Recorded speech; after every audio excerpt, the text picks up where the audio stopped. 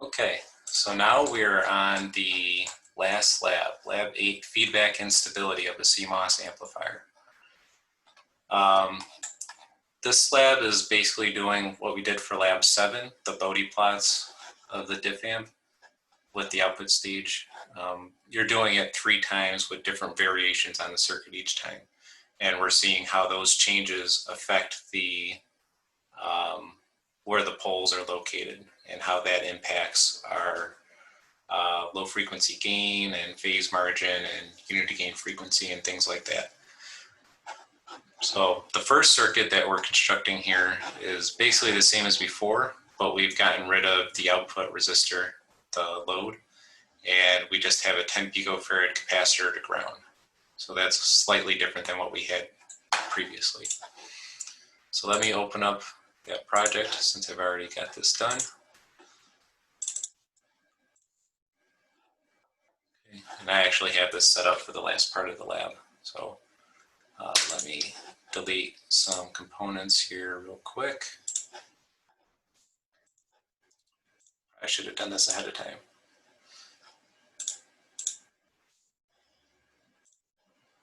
Get rid of that guy. And let's make sure I have this right. Applying signal to the other side.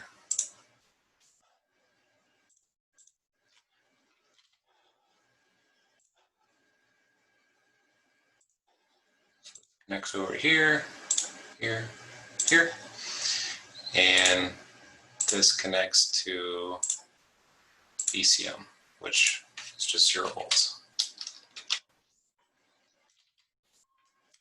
All right, everything else is the same. We're using an AC signal for V-sig. You can still have this transient stuff filled out like the amplitude and the frequency. It's not going to hurt anything. But have AC amplitude set to 1. Make sure you have CGSO and CGDO in your model parameters for the NMOS and the PMOS. And make sure you've deleted the load resistor here and connect this load capacitor directly to ground. And make sure its value is 10 picofarads. We're doing an AC sweep, same as Lab 7, 1 to 1 gigahertz, 50 points per decade is good. Okay, so we're going to run the simulation. And I'm going to delete a bunch of these old points here.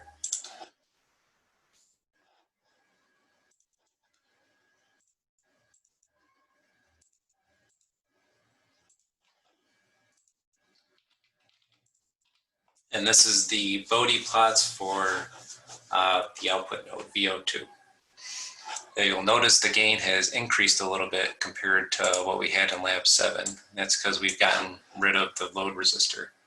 The load resistor helped reduce the output resistance at VO2, which was reducing the gain a little bit. So now it's bumped up to a slightly higher value. So we want to measure that. Looks like 41.4 dB now, which is a little higher than before. And again, we want the 3 dB frequency, which is at 38.48. So somewhere around here.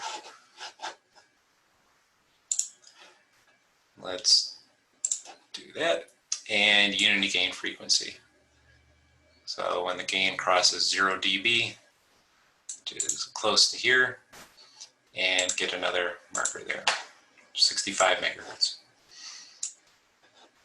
So you want to get a picture of the schematic and your waveform here and put that into your, wherever you're saving your data.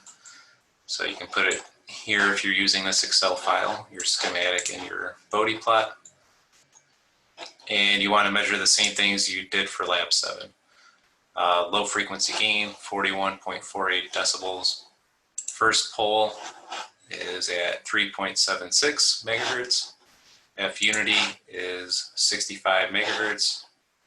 The phase, we follow this down to the phase plot right here and follow that across and it looks like it's minus 190-ish. It's beyond 180, but less than 210. But we'll say 190. Now this is important. Phase margin is going to be 180 minus the magnitude of minus 190, and it equals minus 10. Now this is not good. Phase margin needs to be greater than 0 in order for this circuit to be stable, which is not the case here. So those are the results you should have gotten for the first part. The next design for circuit 2, we're going to modify this circuit slightly in order to improve the phase margin. Because, like I said, negative 10 is bad. Ideally, you're at least like 40 degrees maybe to be safe. Even better than that if you're greater than that. So we're going to do something called Miller compensation in order to move the poles away from each other so that you can improve your phase margin.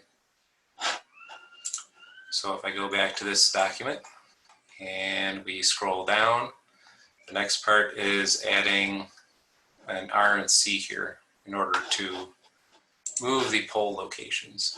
And there's actually a 0 here that I won't talk too much about, but this is also moving the 0 as well.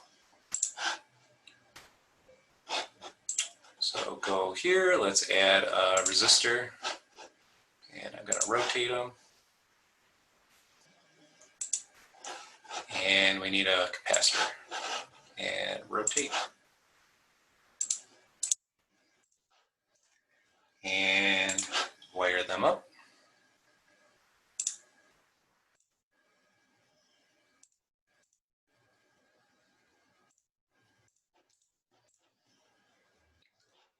C is 10 nanofarads. Oops, didn't mean to click on that. And R is 330 ohms. And I'm going to get rid of this plot of VCM. Okay. And that's it. We're just going to rerun the simulation, and we'll get some different plots here. I'll delete these old measurements from the last time. And we want to measure the same things again. So low frequency gain is somewhere over here, where the magnitude is flat. And we'll follow that down. It hasn't changed a whole lot, like it really shouldn't. So we were looking for about 38.5 decibels, which is about right there. And unity gain frequency.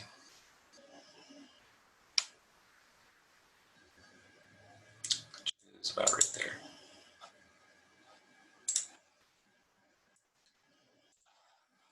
Just gonna move those out of the way. So there's our 3 points. You want to get, again, a picture of the schematic, a picture of your Bode plots to add here. And then you want to make the same measurements again. So low frequency gains, about the same, 41.5 dB. 3 dB frequency has moved now to 340 hertz. And that movement is based on the capacitance value here. It's basically dictated by the output resistance of this first stage and this capacitance and the gain of the second stage. Miller compensation basically multiplies this capacitance by the output gain in order to make this capacitor look bigger at this node. Multiply that by the output resistance here, and that gives you the pole location, 1 over 2 pi R out times that effective capacitance. And that gets you this pole. And the second pole, which is based on the output node here, is much smaller, so it's much higher frequency. We haven't really affected that too much. But bringing in that first pole further made us reduced our first pole frequency, reduced our unity gain frequency, which is now 41 or 42 kilohertz, and it also impacted our phase margin, which is now,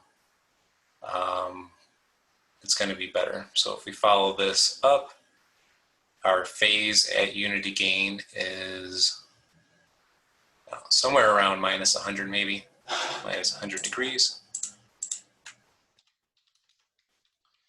So phase margin is 180 minus magnitude of minus 100,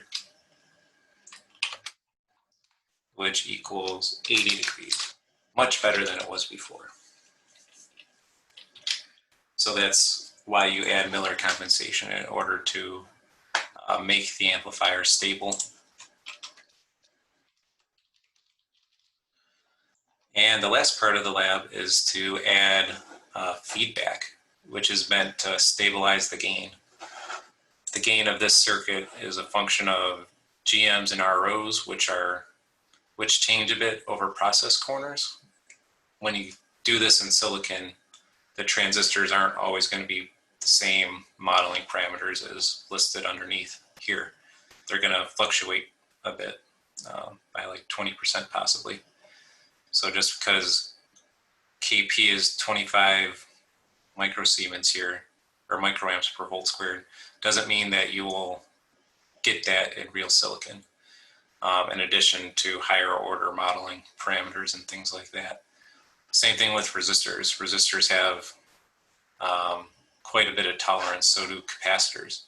And so DC gain and pole locations are going to shift around quite a bit.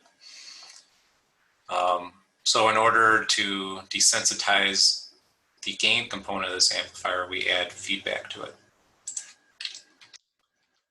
So if we go back to what I originally had, when I open this up,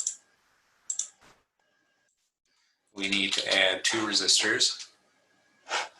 And this is shown here in this schematic.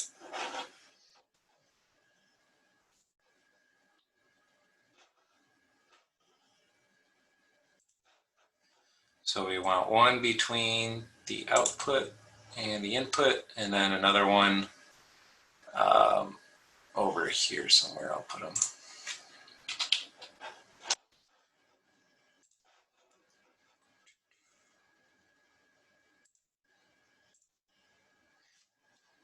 I delete this here.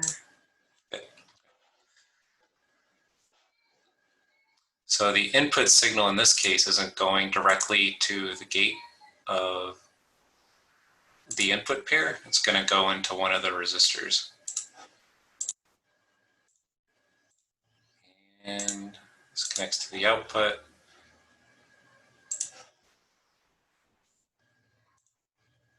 Connect this over here. And this goes over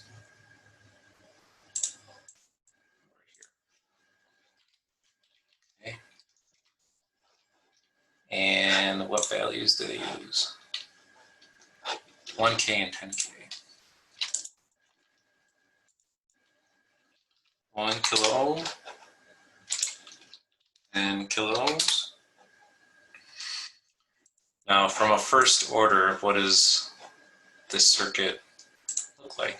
If you were to draw our 2-stage amplifier as an ideal triangle symbol from circuits 1, this looks like an inverting amplifier where the feedback resistor is 10K and the input resistor is 1K. And to a first order, if the gain of this amplifier is very large or ideal, then the gain of this circuit will be the ratio of these 2 resistors. And it's an inverting amplifier, so it'll be minus the ratio. So we should get a gain of about 10 volts per volt or 20 decibels. But it'll come out slightly less than that because our gain isn't actually super large. It's around 100 volts per volt, which ideally you'd have hundreds or thousands of volts per volt gain, like 60 to 80 dB, possibly more, depending on the application. So let's run this sim and see how things look.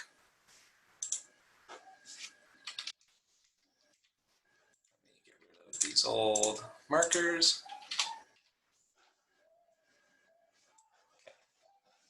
So again, let's look at the low frequency gain.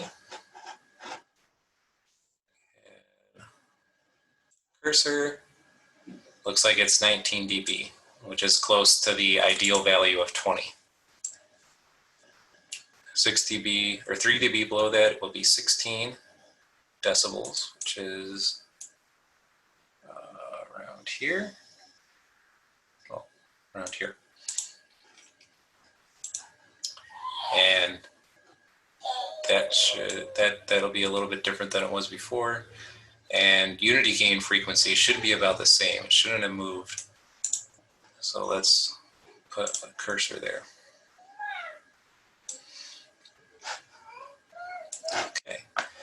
Now the reason this first pole frequency moved is because even though we've added feedback, the gain bandwidth product should remain roughly constant. So the gain before was about 40 dB. We've dropped by 20 dB, which is a factor of 10 to get close to 20. So this FP1 should have increased by about a factor of 10. So it was probably about 400 hertz before. Now it's 4 kilohertz because our gain went from being 100 to 10. And at unity gain, the gain is 1. So this frequency should be the same between this sim and the last sim. And you can again measure the phase at that frequency, which is this plot here. And it looks like it shifted a little bit, but it's still, let me follow that across. Nope, it's still 80 degrees, so it's about the same as what it was before. And you wouldn't really expect that to change by adding the feedback that we did. So gain dropped to about 19 dB. First pole went out by about 10x. Unity gain should have stayed the same. And phase at F unity and phase margin should have remained constant. And that's it for this one. Just make sure you get your pictures here of the schematic and the Bode plots with your labels. And once you have all of that, just include the LT Spice files in your submissions and you'll be good to go for this lab.